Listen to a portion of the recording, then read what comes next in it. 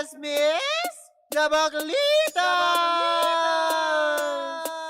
With Tita Cora and Kapitana Sisa. Same, pero iba!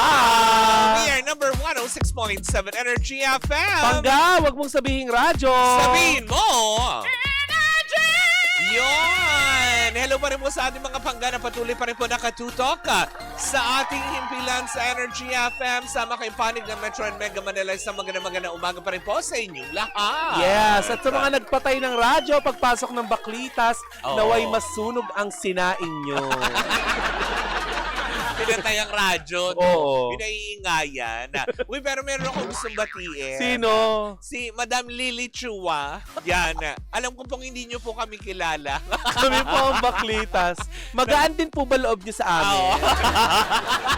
Nagmamakilala po kami. Ako po si Kapitana Sisa. Ako naman po si Tita Cora. Ayan. At Ayan. kami ang Baklitas! Woo! Woo! Woo! Woo! Diba? Ay, alam mo, kilala ni ano Maririnig mo, no? Si Madam Lily nagaganyan. Baklitas! Woo! Woo! Woo! Woo! Ay, batiin lang din natin kasi kilala niya ito. Hello, Oo. Kuya Wendell. Hello, Kuya Wendell Alvarez. Ayan. Yes. At syempre gusto ko rin batiin sila Gorgie Rula, si Salvi Asis, hello po Oo. sa inyo lahat dyan. Si Ate Rems na kilala si Madam Lily Chua. Oo. Si Rems, pakilala mo kami ng personal. Correct, diba? Parang gagana loob ko sa pangalang Lily. Oo. Tapos ang apelido, Chua. Hello po, Madam Lily Chua. Dahil sa mga nakakakilala po sa kanya, pakiparating po to sa kanya, ha? Oo. Na gusto namin siyang ma-meet. Oo. Yan. Kami po ay mabubuting tao. Oo naman, maayos po kaming pinalaki ng aming mga magulang. At alam din po namin na kayo din po ay maayos na pinalaki ng inyong mga magulang. Magagaan daw po ang loob nyo sa mga bakla. Oo. Gusto nyo daw kagaya din po pala kayo ng boss namin dito. Oo. Na alam mo yun. Swerte bakla negosyo. Correct. Na may malaking puso para sa mga bakla. Oo. Diba? Na nakakaloka. Gusto mo yung malaki yung puso sa mga bakla. Tama. At syempre sa lahat pa rin po ng ating mga panggana nakakatutok. Kakatutok lang. Nakakatutok pa lang. O, diba? At patuloy na tumututok. Uy, maraming salamat po sa inyong lahat. Diba? Ay, Mare, kagabi. Kathy Amos ng Australia, hello sa'yo. Kagabi ay napanood na natin ang 3rd episode ng Baklita sa Uy, podcast. maraming salamat sa lahat po ng feedback. Diba? Oo. Yan, keep on commenting doon sa ating mga social media sa The Baklitas. Dahil gaya po ng sinabi po namin at sinabi ko rin po ng ilang araw na po at weeks na kami po ay mamimili ng mga lucky commenter. O, diba? Wow. Para mabigyan po ng mga limited edition merch mula sa Bingo Plus, diba?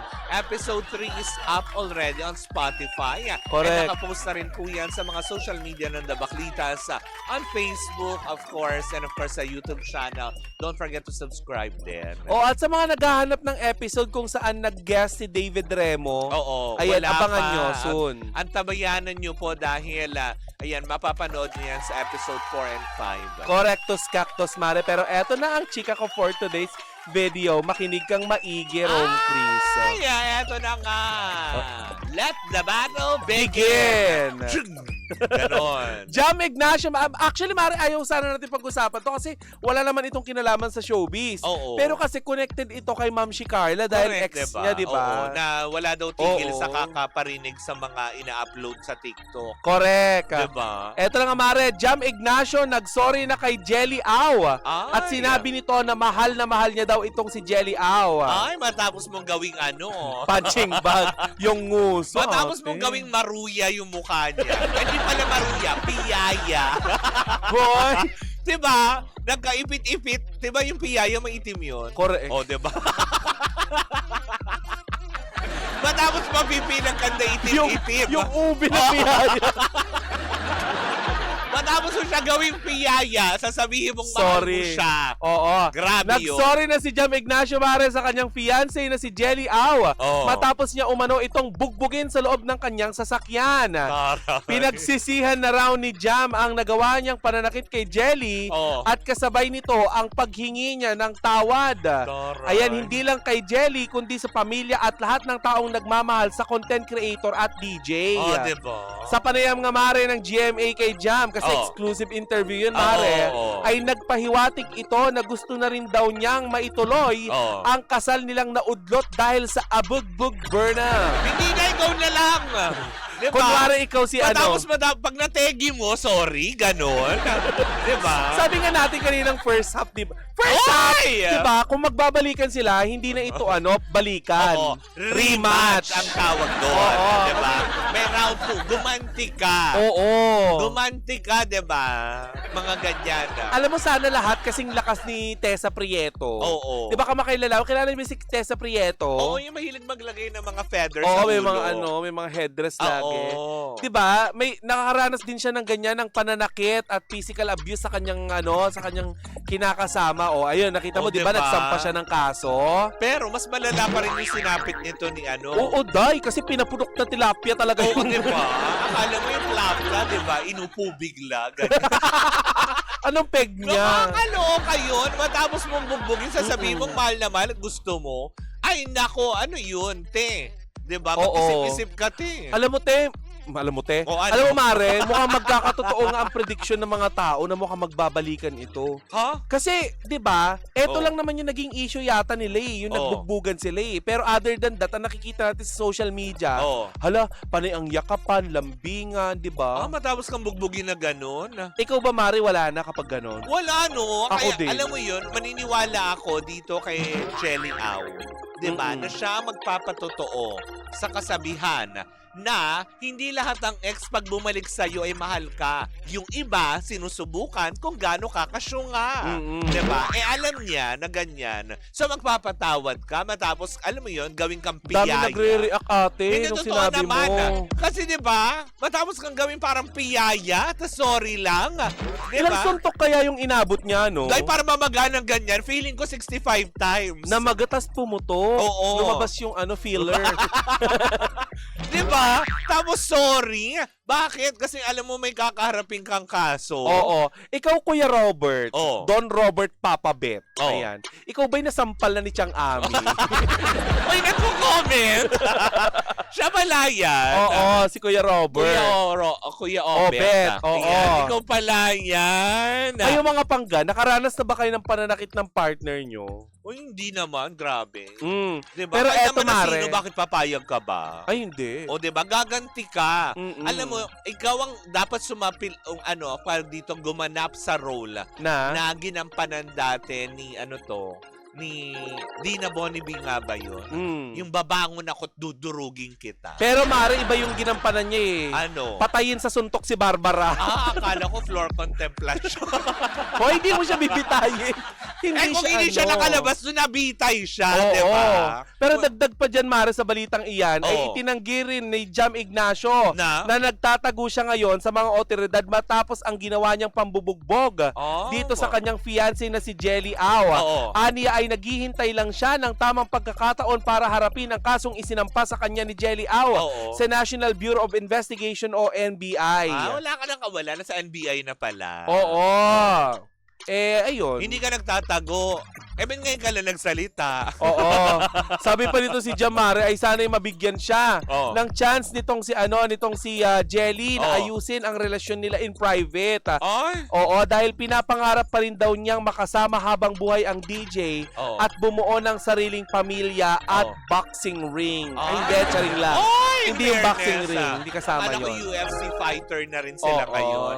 Alam mo, dapat ngayon ang ginagawa ni Jelly Au, dapat nag-i-enroll siya sa mga taekwondo classes. Oo. 'Di ba? Para pag nagkaroon ng rematch, makaganti siya. Uy, dagdag pa dyan, Mare. Alam mo ba ang Oo. sabi? Ano daw? Oo. Nagsimula lang daw ang lahat sa Mm. isang hindi pagkakaunawaan na humantong sa pangyayaring insidente. Oo. Dala rin daw siguro daw ng matinding pagod. Ha? Kung Napagod. pagod ka, ba't ka mananakit? Matulog ka. Alam mo, maganda yan. Pagurin nyo si Jam Ignacio tas iharap nyo sa China. Diba? Yung mga ganon. Dapat yan dinadala sa West Philippine Sea. Oy, sabi ni Itali nyo dun sa ganunan nung radar. Para pag binobomba nung mga Suntok-suntokin niya. China. Oy, mukhang ikaw na ang susunod kay Pacquiao Diba? na magiging boxing champ. Diba? Nakakaloka. Sa ginawa mo kay Jelly Au, hindi ito gawain ng isang welterweight amateur. Diba? Professional king pound to pound ang peg mo. Dahil, diba? Dahil pinaputok niya yung tilapia. Dahil diba yung mukha niya talaga hindi ba? Yeah, dinurog. Dahil diba, matapos yung bugbugin, nagmukha nga Lego yung mukha ni Jelly Au, diba? Uy, pero eto, nakakaloka, Mare. Oo. Sa interview nitong si Jam Ignacio, may pasa siya. Hindi ko alam kung saan nanggaling. Ah! Oh. Baka baka pinupok ng reporter. The views in the Magsalita ka. Oo. Magsalita ka na kasi. Pabutihin mo. Yung parang ginawa ni Divina Valencia. Kay Doc. Kay Ray Oo, Ray Puma. Hoy! Ray Pumalo. Ray. Hindi. Sir Ray, sorry po. Kay Ray lang. Hindi din. Magandang umaga. Ito po si Ray Langit. Kay Ray, sino to? Ray. Ray na Sigyon Ray na. Ray na ano. Di ba yung pinupok niya na I'm not a bomba star? Oo. Diba? Ba't anong tingin mo sa sarili mo? Oo. Saan ka ba nanggaling? Biglang dinampot yung mic. Paano kung ganito kalaki yung mic? Sana pati mic stand. Sigurado.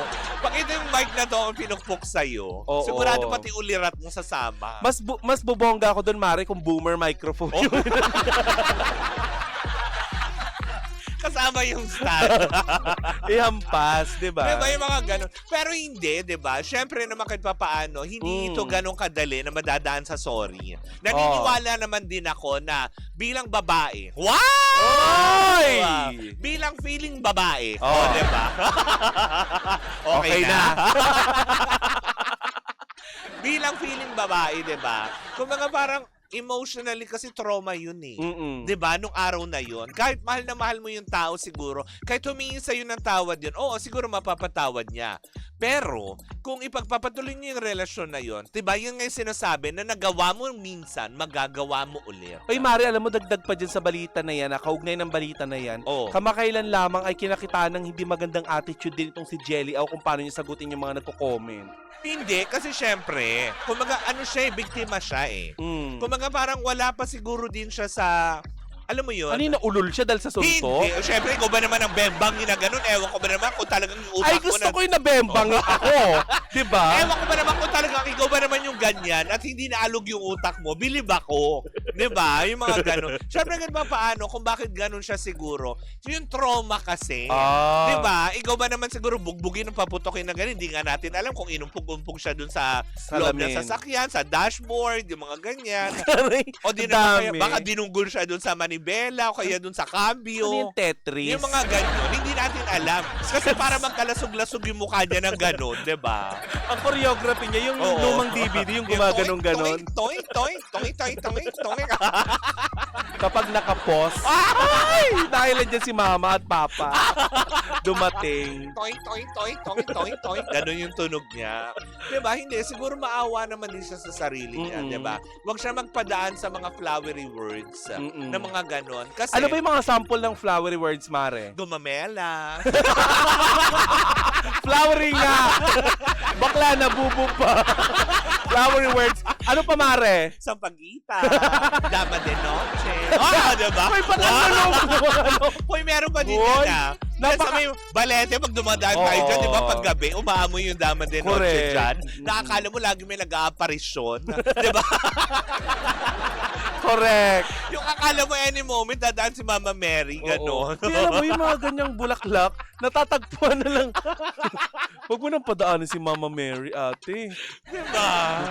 Hindi na natin nakikita sa bakuran ng mga payak ang buhay. Sa mga mayayaman na lang. Diba, doon sila. Oo. Nandun yung mama ni God.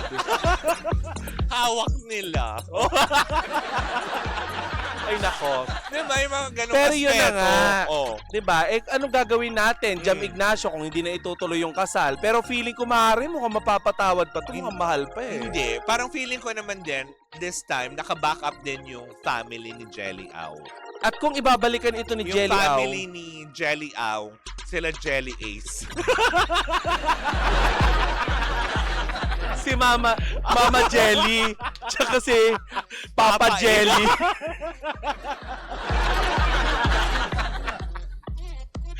Mama Jelly at saka Papa Ace. Hindi. Oh. Si Mama Jelly. Oh. Hindi, si Jelly Au.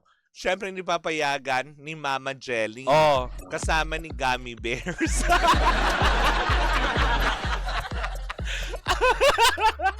Ang dami prinumot ng bakla. Di ba yun yung mga Walang brand yung sinasabi ko, yung mga nakagarapon sa tindahan na may red na takip? Oo, yun, di ba? Yung mga gula-gulamang gano'n. Iba-iba yung kulay pero iisang lasa. Oo, diba? Maasim lahat. Yung alam sabi strawberry flavor, may parang ganun din ang lasa. May shout out sa mga tindera na kapag bumili kami ng ganyan, kinakamay ninyo. Lasang kuko yung ano. Nakabalot naman yun. Ano yun? Binalatan na nila lahat. Hindi kasi 'di ba, meron yung kinikilo yun mare sa Divisoria pag binibili. Yung gulaman? Kung ano ka, himuntik na ako magsabi ng hindi pang radyo. Hindi sa Divisoria, 'di ba? Kinikilo. Yung gummy bears. Yung gummy bears. Oo. Yung lasang virgin coconut oil pag kinain mo. Correct. Na maasim. Ba't na ganun? Yung akala mo, alam mo yun, akala mo pag ginuya mo yun, parang kang umunguya ng interior ng gulong ng kotse. Kaya nga, nag-end of the world na hindi pa Diba? siya nalulusaw. Tapos talaga, mamantika na mamantika. Grabe. Pero may candy kang nalasahan last Oo. 'di ba? Tuesday. Oo. Lasang Lollipop. hindi. Ay, oo. O yung binigay ni Yung lasang air freshener na nakakaloka. na may nakalagay sa likod na. Be mine. O hindi na natin Si Iyo yun nagbigay sa akin noon. Tapos inaalok niya ako, gusto mo pa ba? Sabi ko, ayoko, para ako laging alam mo yun. parang dumitilan. nilasaan mo yung nakabitin dun sa Oo, motel na sa CR. Ay! Lasang Yun. naphthalene balls. Hindi ka naman tokador para mag-neptalin balls. Hindi rin naman ako ipis para Tsaka ilagay gaano yun. kabaho ang bibig mo para mag-neptalin balls Diba? ka? Yung mga Diba? ganong aspeto. Hindi, pero mabalik naman din tayo. Yung bugbugan usapan tayo Tapos eh. napunta sa Jelly M. Diba? Eh kasi nga, anong gusto nyo? Si Jam. Ay! Guava Jam, Kalamansi Jam. Correct, diba? Ayaw mo ba kay Jam Ignacio? Gwapo si Jam Ignacio ah. Hindi ko naman siya sa hindi type Ayaw mo lang yung ginawa niya. Oo, kasi ayoko talaga unang-una yung nananakit ka. Pero bet mo ng mga Karinyo Brutal, di ba yung ginaganong-ganong ka? Eh di ba nga sinabi ko nga sino, sinampal ko din, di ba? Kasi nga si Kapitana Sisa ang kauna-unahang Oo. transhuman na nakatakas sa maleta. Di ba? Nung sinampal ko din, di nagpanty ako. Wow! Nakapanty! Di umalis ako, walk out ang peg. Oo. Ay, pero alam mo, no joke to pagka. Ito, no joke. Ito, kidding aside, Mare, sa lahat ng mga pangga natin na gustong maringgan, na mga gusto nyong gawin ng ating gobyerno Oo. sa mga ganyang nangyayari, pwede kayong manood ng aming podcast. Kasi, Episode 3. na pinamagatang, Mare. Na kung ako ang magiging presidente. Di ba? Baka meron kayong mga batas na gustong gawin. Ipanukala. Diba? Sabi naman ni Bianca Ashley, kasi nga daw, may attitude daw si Jelly Au. Oo. Dahil ikaw din bugbugin ng ganyan, hindi ka mag-a-attitude. Ewan ko Diba? lang. Hindi ka ba talagang lahat ang defense mo, diba? Sa lahat ng kakausap sa'yo. Siyempre, trauma ka. Eh, paano pag sinusuntok-suntok ka, Mare, tapos nonchalant ka lang, paano yung acting pag ganun? Ganon, kunwari, diba? Pag nonchalant ka lang, siyempre, diba? Pag binubugbog burn ka, Oo. ganito lang. Aw. Aw. Aw. Aw. Aw. Parang kang aso naka-tranquilizer. Kalmado pa rin kahit Yung sinusuntok. asong kumain ng bechin, ganon. Hindi maganda. Yung ganon. Aw. Aw. Aw. Aw. Ganon. Uy, sa kauna-unahang pagkakataon. Ngayon lang tayo nakakita Ng ano? ng asong na betchin. Hindi! Sa kauna-unahang pagkakataon, eto lang yung nangyari na nabugbog ang isang babae na hindi kinampihan ng bayan. Totoo. Di ba? Nabash pa nga siya kasi papansin daw masyado. Sobrang nakakaawa. Ito yung mga usually na nine-neglect kasi ng ating lipunan eh. Oo. Mas pinahalagahan kasi natin minsan kung sino pa yung mga, kumbaga, ng agrabyado. Kasi 'di ba, ang basihan ngayon ng simpatya ng tao kung sino una maglabas ng storya. Yes. 'Di ba? Tapos biglang, alam mo yun, dahil sa storya, kaya mo yun nagawa kasi ganito, ganyan. But still, 'di ba? Lagi nga natin sinasabi, kapag nanakit ka na, ibang usapan yun. Pwede naman kayo magmurahan, magbulyawan, 'di ba? Kahit anong gawin yung parehas. Pero once na dumampi na ang iyong daliri, Sad. sarap. Ay, hindi magugustuhan niyo ng mga shibuli ouster. Pag dumampi na ang iyong daliri sa aking balat. Hindi yan magugustuhan ng mga borta, tas ang pangalan Princess May. Diba? Ay. Pag dumampi na ang iyong daliri sa aking balat, kakanta na tayo. Nang, 10 mga daliri, iyo at akin. yan ang kanta ni Oo. Princess May. Ay, naku, magpaalam na Ang tayo. gwapong borta. Ba't ganun? May mga borta, di ba? Oo. Nagwapo. Oo. Pero nagpapanty. Tsaka hindi lahat ng borta, straight Yung Oo. iba, Correct. Diba? Mga transman. Oo, diba? Hello diba? sa ating mga transman. Hello po sa ating mga kapatid. pangga. Hindi, diba? Nila lighter lang. Kumbaga, in a lighter Nilalighter. way. In a... Ganon. Addictus. Nilalighter. Addict pala. Hindi magiging lighter. Hindi, kumbaga ginagawa lang po natin na lighter side kasi syempre, 'di ba? Like what I've said, siguro kung kaya natin intindihin si Jelly Au sa kanyang mga nagiging attitude Kaya mo towards ba? the people. Iintindihin ko Mare kasi hindi madali yung pinagdaanan niya. Tapos syempre, 'di ba, kung kakatigan ng ganitong may interview tapos magsusorry, 'di ba? Para lang makakuha ng simpatya sa tao. Oh. Nasasabihin na kasi tao lang siya kaya nagawa niya eh. Doon sa mga magsasabi nun, kayo din kayang lumagay na mabugbog ng gano'n. Correct. Na halos mapatay kayo ng tao. Gawin kayong diba? piyaya. So siguro makakamit lang siguro sa end ni Jelly Au yung kapatawaran pag nakita na niyang nasa, alam mo yun, nasa loob ka na ng kulungan. Oo, yan ang aabangan natin. Pagbayaran mo yung ginawa mo, hindi lang sa sinasabi mo na hindi ka nagtatago eh. Diba? Diba? Kung talagang matapang ka at alam mong wala kang kasalanan, harapin mo ang batas. Diba? Ayan na. Si Pacquiao. Ayun. Si Manay Lolit pala. Tapos na daw yung batian. Ay, magpaalam na tayo. Correct, diba? Nandiyan na si Gandang Kara. Susunod na ang hot stories niya. Ayan na. Wala naman yung mga pangga. Maraming salamat po sa inyong pagantabay. Muli po ako si Kapitana Sisa. At ako naman po si Tita Cora. And you're still Same, pero iba. Tuloy-tuloy pa rin po ang ating tugtugan. Siyempre, dito po lamang yan sa number 106.7 Energy FM. Pangga, wag mong sabihing radyo. Sabihin mo! Energy! Ow. Heard he in love with some other chick.